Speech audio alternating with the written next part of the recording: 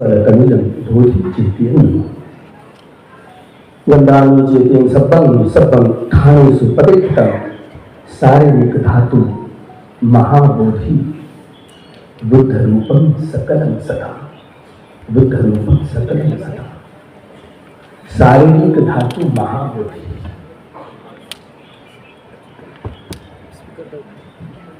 पूजनीय धम्म मंच पर विराजमान भिक्षु संघ, प्रथमतः वंदन करते हुए यह जो दसों दिशाओं में भगवान बुद्ध की धातुओं पर जो धातु प्रतिष्ठापित किए गए, महास्तूप बनाए गए, उसे ही महाबोधि कहते हैं। महाबोधि वह बोधि मिथ्या नहीं, ये सम्यक है, इसलिए संबोधि। सिद्धार्थ गौतम ने बोध गया में उस पीपल के वृक्ष में जाकर के सम्यक संबोधि ज्ञान का जो हासिल करना, प्राप्त करना, लगता है कि प्रकृति अपने नियम के अनुसार चलती है। प्रकृति और बुद्ध की तुलना अगर करना तो प्रकृति से भी भगवान से प्रकृति की तुलना नहीं हो सकती। एक तरफ प्रकृति और दूसरी तरफ अगर बुद्ध है तो बुद्ध स्वयं ऐसे सिद्धि होती है जो पर्यायी प्रकृति निर्माण कर सकते हैं, इसलिए अपमानव बुद्धू कहा गया। उनका नापने का कोई प्रमाण नहीं है, वजन नहीं, वस्तुमान नहीं, इसलिए अब उनका नाम भी इस सरकार ने बोधगया का नाम भी बदल दिया गया। बोध यह शब्द हटा लिया है और केवल गया रह गया, गया जी। तो पता नहीं उनकी जो चालाकी है ना, क्योंकि इस देश में प्रतिक्रांतिवादी सरकार शामिल हुई, वह सत्ता पर आए। बाबा साहब के संविधान के तहत ही जहां हेराफेरी करके, क्योंकि ज्ञान ये दुधारी तलवार, नाम तो बाबा साहब का लेते, संविधान का लेते, लेकिन उन्हीं के ही संविधान को खत्म कैसे करना, यह प्रतिक्रांतिकारियों का खेल है। अब वह उस खेल में उन्होंने यशस्विता प्राप्त कर ली। मूलभूत अधिकारों का वह हनन।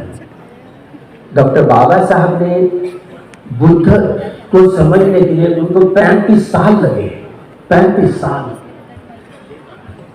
बुद्ध धर्म यह क्रांति है। क्रांति यह शब्द बड़ा भूल भुलैया रखने वाला होता है, लेकिन बाबा साहब ने जिस अर्थ में बुद्ध धर्म ही क्रांति है, क्योंकि बुद्ध के बोधि ज्ञान से ही एक मनुष्य दूसरे मनुष्य के साथ में मनुष्य का व्यवहार करता है। अपनी भी हानि ना हो, अवरोध की हानि ना हो, अपना भी लाभ हो, अवरोध का भी लाभ हो, यही कर्म करें। मनुष्य के जड़ से स्वभाव बदल दिया जाता है, इसी को रिवोल्यूशन कहा गया है। बुद्ध धर्म यह क्रांति है। इस बात को समझने के लिए बोधिसत्व का महाकुशल चित्त है, इसलिए बाबा साहब को समझने के लिए बड़ी कठिनाई होती है, क्योंकि बोधिसत्व तो कहते हैं और ये लड़ाई झगड़ा करना भिक्षुओं का काम नहीं। लड़ाई झगड़ा करना भिक्षुओं का काम नहीं। भले ही लंका में हम देखते हैं एमपी बन गए, एमएलए बन गए, वो तो रोग छा गया ना, भिक्षुओं को भी रोग छा गया। तो इधर भी ऐसा नहीं होना चाहिए, क्योंकि लड़ाई झगड़े की बात भिक्षु में नहीं। देवमित्र नाम के भिक्षु थे, लेकिन ये लड़ाई झगड़े में मारपीट सहन करनी पड़ती है, इसलिए देवमित्र बनते ही ने अपना जीवन निकाल करके अनागारी बन गए। देखिए, बातों को ठीक से समझे। ये लड़ाई झगड़ा करना भिक्षु संघ का काम नहीं है। धर्म और विनय मेरे उत्तराधिकारी है। हम इस भगवान के उपदेश को तलस्पर्शी गहराई में जाकर के समझे। इस आंदोलन का नेतृत्व करने वाले अनागारी धम्मपाल जी जीवन अनागारी बनकर के इस लड़ाई को लड़े। मेरे ख्याल से अभी, क्योंकि जब मैं विनयाचार्य को देखता हूं तो कमी दिखती है, और ये कभी विनय में नहीं आती। है ना। तो कमीज लगाकर, नहीं तो हमारे सुरेश सताई बाबा जी में रहते थे ना, वो पैजामा, कितनी सारी लड़ाई हमने देखे भिक्षु संघ। तो भिक्षु संघ विनय में आश्रित, विनय में अगर रहेगा तो संघ बनते रहेगा, अगर विनय ही नहीं है तो संघ किस काम का। तो भला इस बात को बड़े तलस्पर्शी गहराई को करके भिक्षु संघ ने इस लड़ाई को नेतृत्व नहीं करना चाहिए। ये उपासक उपासिकाओं का, उपासक उपासिकाओं का काम है। दायरे में इतनी सारी लड़ाई, कितने सारे आंदोलन हुए, महाराष्ट्र के कितने जोरों शोरों से मोर्चे निकले। यह कालिदास विश्वविद्यालय के लिए किसी ने मोर्चा निकाला, लेकिन तो हो गया। 14 साल किसी ये सुरेश भट्ट का हमारे सामने वह उन्होंने लिखा, नामांतर की लड़ाई चल रही थी मराठी में, उन्होंने हमारे सामने लिखा था जब धर्मांतर के समय में उसके साथ थे। राख जपून ठेवा राख झालेल्या घरांची, राख जपून ठेवा राख झालेल्या घरांची, संपली नाही लढाई यार हो नामांतराची, संपली नाही लढाई यार हो नामांतराची, भीमराया भेटुनाया लेकराची। आमच्या लेखक लिहिलेलं हे लिखाण, त्याचं नाव कविवर्य सुरेश भटांचं नाव। मागच्या कसरतीमध्ये इथे शेडीवाल्यांनी आंतरराष्ट्रीय परिषद बोलावली, समाज कल्याण खात्यातनं एवढा पैसा उलटवला, वेगवेगळ्या देशाविदेशातल्या भिक्षूंना इथे बोलवून जुगार खेळला काँग्रेसवाले। आता हे पण जुगार खेळायला, त्या जुगारात आम्ही सगळे फसलो, भिक्खू भिक्खुणी उपासक उपासिका नादी लागला। ते बरं नाही, सामाजिक स्वास्थ्यासाठी ह्या चारही परिषदा कशा दूषित झाल्यासारख्या दिसतात, भिक्खू भिक्खुणी उपासक उपासिका। त्यामुळं या परिषदा परिशुद्धीच्या क्रमानं चालत आहेत की नाही, तेव्हा तो सद्धम्म। त्यामुळं 68 वर्ष झाली, 68 वर्ष बोधगया आपली आपल्या जवळ आहे, बोधगया अपने पास है, अपनी बोधगया। लेकिन चारों धाम कहे जाते हैं ना, बोधगया, सारनाथ, लुम्बिनी, कुशीनगर, अब यही चार ही धाम में यही है। तो कम से कम हम लोगों ने जहाँ जहाँ बोधगया में जो जाता है, भगवान ने ये किया। जो लोग भगवान के संपर्क में आए तो एनलाइटमेंट निर्वाण का साक्षात्कार करना, ये चारों परिषदाओं की उद्देश्य पत्रिका है। हम लोग वह काम छोड़ देते और लड़ाई झगड़े में हम भी, अब ये मामला छोटा थोड़ी है। अनागारी धम्मपाल जी ने स्वयं देव मित्र नाम का जीवन उतार दिया, अनागारी बन गए। मैंने ये लड़ाई अगर लड़ने का दम विनयाचार्य में है तो जीवन में मत लड़ाई, आप अनागारी बनकर के लड़ाई से आगे बढ़े। हम साथ में हैं, बिल्कुल सही साथ में हैं, लेकिन जीवन में यह लड़ाई लड़ना बड़ा मुश्किल काम है, क्योंकि ये नहीं होना चाहिए। धम्म और विनय में बाधा है।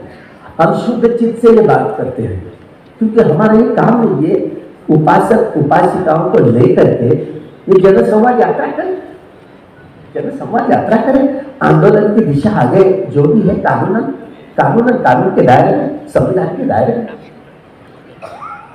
नहीं तो हम लोग पता नहीं, डॉक्टर बाबा साहब ने भीमा कोरेगांव का जो जमीन है ना, जिनमें बाबा साहब का प्रेरणा स्थान रहा।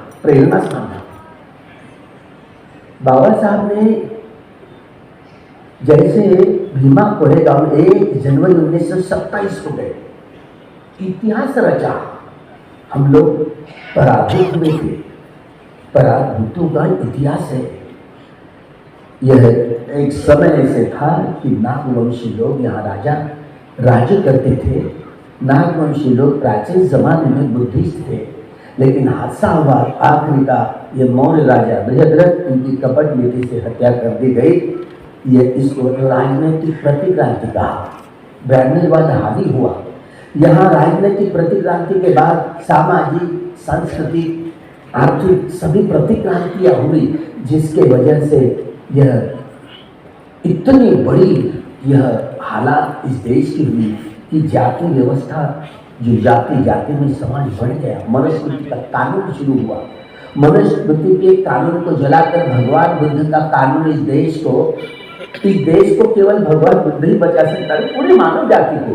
केवल युद्ध से नहीं, बुद्ध धर्म से ही कल्याण हो सकता है, और कोई कुछ नहीं है दुनिया में। तो भला बुद्ध धर्म की शिक्षा को हम जड़ से तलस्पर्शी गहराई में जाने और काम में लग जाए, ये ठीक है। क्योंकि श्रमण जीवन में भी ये उतार चढ़ाव बहुत आते हैं।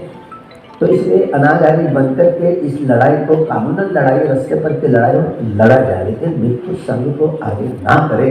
नहीं तो भिक्षु संघ को आप संसद में जाएंगे। अभी जैसे हर्ष बोल रहे हैं कि हम तो अनुमति नहीं दी भगवान ने इस तरीके के आंदोलन में ऐसे करने की, तो माफ करें, जैसे बुद्ध ही होता है तो सब काल के लिए लागू होता है। तो इसलिए हमें जानकारी दी, तो बुद्ध ज्ञान है, तो इसलिए ये फिजूल अपने दिमाग में ये बातें नहीं, भिक्षुओं के मन में नहीं आनी चाहिए। इसलिए मैं अभी देखता तो शर्ट दिखता है तो मुझे तभी होती है। ये संबंध में हम लोग 12 साल हुए पंढरपुर जा रहे हैं, भीमा कोरेगांव से हमने मांग नहीं थे। किस बिहार की मांगते हैं, किस बिहार की मांगते हैं?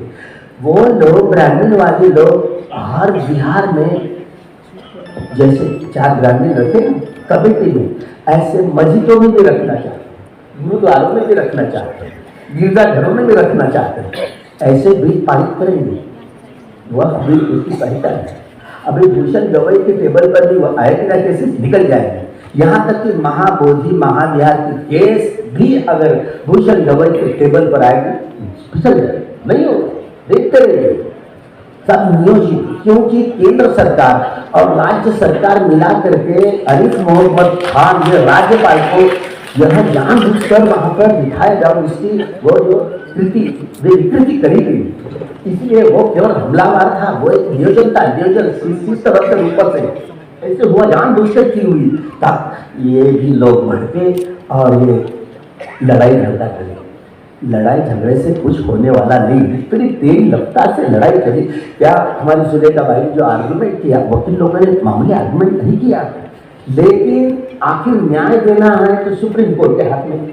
आस्था के ऊपर न्याय देना ये झूठ है। इस देश में कलंक हुआ है। वो तो जगह राम मंदिर की नहीं है, वो तो बुद्ध विहार की हमारी विरासत है। वो राम मंदिर की हमारी जब सरकार आएगी तब हम निकालेंगे, अभी नहीं। वो साकेत लगेगी। हम किस चीज के लिए महाबोधि हमको हाथ में दे, हमारे हाथ में दे। ये संविधान का नाम लेते हैं। अभी ये महाराष्ट्र में हमारा साला देवेंद्र फडणवीस, तो वो जन सुरक्षा विधेयक है। किसानों को ही, किसान हमारे किसान है, देश के किसान है। सारे ओबीसी आदिवासी जो धार्मिक अल्पसंख्यक के एक समय के नाम में वंशी लोग थे, बुद्धिस्ट थे। हम 12 साल चल रहे हैं मांगने के लिए नहीं कि ये बुद्ध विहार पंढरपुर का पांडव और दूसरा कुछ नहीं है, बुद्ध ही है। बाबा साहब कह रहे थे मैं सिद्ध कर सकता, हम सिद्ध करने के लिए जाते, लड़ाई झगड़ा करने के लिए हमने डिमांड नहीं की। यहाँ वारकरी बहुत सारे संपर्क में आ गए। 2045 को वारकरियों का धर्मांतरण का बहुत बड़ा समारोह होने वाला है, बहुत बड़ा। तो ये रिवोल्यूशन की नींव बाबा साहब ने पंढरपुर में मैं धर्मांतरण करूंगा ऐसी घोषणा भी की। यहाँ छठे संगायन में बाबा साहब प्रत्यक्ष थे। उन संगायन में ये लगता रहा बाबा साहब से मैं भी जाऊंगा और पंढरपुर में बुद्ध जयंती के दीक्षा दूंगा। ये बाबा साहब का तय था। तो हम वह काम, ये जन जागृति का काम, जन जागृति का क्या सरकार को मालूम नहीं? कितने आर्गुमेंट करेंगे? स्वयं जब यहाँ वर्ल्ड हेरिटेज सेंटर ये बना हुआ है, यूएन में नमूद है कि सम्राट अशोक ने बना है। कागज को देखो, जैसे अलेक्जेंडर कलिंग रिकॉर्ड देखो, जैसे एंट्री करते हैं। और वो 5 भिक्षु नहीं है, 5 बुद्ध इसी महाभद्र कल्प में 5 बुद्ध होने वाले हैं। तो 5 बुद्धों की वो मूर्ति है, वो 5 पांडव नहीं है। उनके देख जाकर के मेरे बुक में देखी, जाकर के देखे अलेक्जेंडर कलिंग की डायरी में इतना सारा सब एक ही सबूत इतना बड़ा भारी है। इसी के आधार पर वर्ल्ड हेरिटेज सेंटर ऐसे बना हुआ है और वो देना नहीं चाहते और वो दंगाई करवाने चाहते। भीड़ में दंगा किया, एक सूर्यवंशी नाम थे हमारे नौजवान ला करने वाले, जानबूझकर वह संविधान की जो अपनी जलाने की बात संभाजी भिड़े वहां पर पहले दिन में था, जानबूझकर ये दंगाई करके दिमाग खोलेगा। पता नहीं अभी विधानसभा में जो जन सुरक्षा विधेयक बना है, किसके लिए? जो लेफ्टिस्ट लोग हैं, लेफ्टिस्ट कौन है? जानबूझकर यही कांग्रेस वाले मौन हिंदू है, ये मौनी हिंदू है, मतलब सौम्य है, और ये बीजेपी वाले क्यों रहे? इसका मतलब ये सीधा सीधा सरल है कि हमसे लेना देना नहीं है, लेकिन महाबोधि महाविहार की जो लड़ाई चल रही है तो हमको देंगे बिल्कुल नहीं, लेकिन आशावाद हम रखा करते हैं। लेकिन एक उपासक उपासिकाएं भिक्षु ने इस आंदोलन में नहीं, आंदोलन का हिस्सा नहीं बनना चाहिए, क्योंकि वो धर्म और विनय में बहुत सारी बाधाएं आती है। इसलिए मैं धर्मपाल जी का उदाहरण इसलिए दिया कि चोर उतार करके समन बन क्या अनागामी बनकर के आंदोलन को जुड़िए। आंदोलन के बहुत सम्यक रूप से आंदोलन होना चाहिए इस समय की, इसीलिए हम शुरू कर देते हैं। लेकिन अभी इस समय क्या उपसंपदा हुई है आपकी वीराचार्य जी? नहीं हुई, तो अब अभी हो सकता है, क्योंकि संघ के बगैर ये चारों परिषदाएं संगठित तो है, भिक्षु महासंघ है, भिक्षु संघ है, तो इनके लिए बहुत सारे सुविधाएं हैं, तो चर्चाएं करें। उपासक उपासिकाओं का काम है ये, जो पढ़े लिखे लोग काम है, तो इसीलिए खूब लंबा समय अभी, क्योंकि वर्षावास के भीतर हम आ नहीं सकते, तो इसलिए ये जन जागरण, ये मुहिम जो चला है, अब शमन बनकर के चला है, भिक्षु बनकर के बहुत बाधा मिल जाती, क्योंकि वर्षावास टूट जाता ना, तो इसे हम विनय का पालन ही नहीं करें तो हम कैसे भिक्षु दिलाई नहीं, हम समझ जाता है ना इस बात को।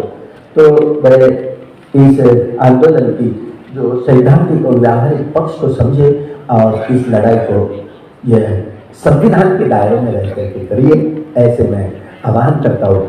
बुद्ध धम्म संघ के प्रकाश सबका मंगल है, सबका कल्याण।